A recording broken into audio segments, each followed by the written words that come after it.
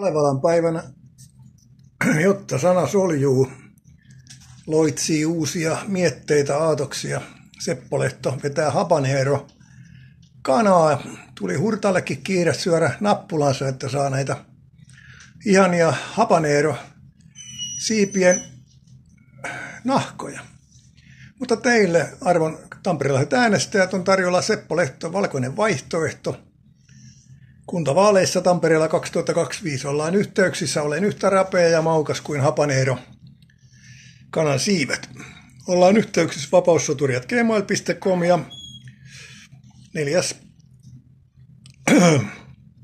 neljäs kerta toden sanoo joillekin, minä en kerto ja laske. Eli siirrymme nyt 10 habanero-siivon jälkeen syömään ja hyvää valkoista kevättä kaikille. Ollaan yhteyksissä. Se on moro.